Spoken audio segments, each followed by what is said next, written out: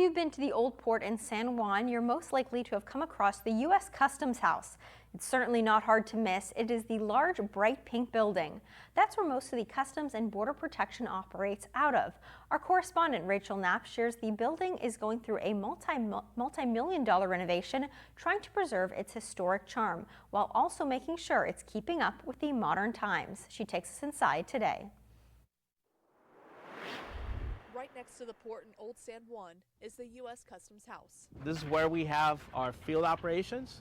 Field operations basically handles anything that has to do on the ports of entry.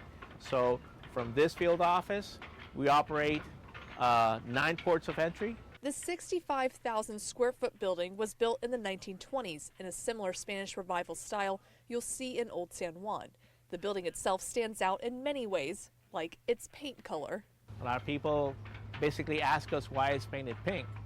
And it's painted pink because in 1937, the Collector of Customs was appointed by the FDR administration. Her name was Jean Springstead Whitmore. She was an English teacher at the University of Puerto Rico at the Polytechnic Institute, and she was appointed, she was the first female to be appointed Collector of Customs, and she liked pink.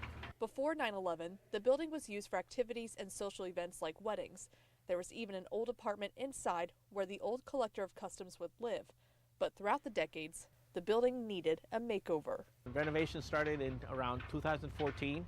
We was interrupted because of Irma and Maria, but then we have invested, or the federal government has invested $65 million in renovation of this building, working on the roofs, and we're also working on some structural areas that will need a little bit more care. Their goal is to keep its historic charm, but make sure it's up to current modern standards. It requires a lot of work, and we've been fortunate that our contractor has been very, I would say, patient in adapting this building. Officials believe the renovations will be finished by this year. In San Juan, Rachel Knapp reporting.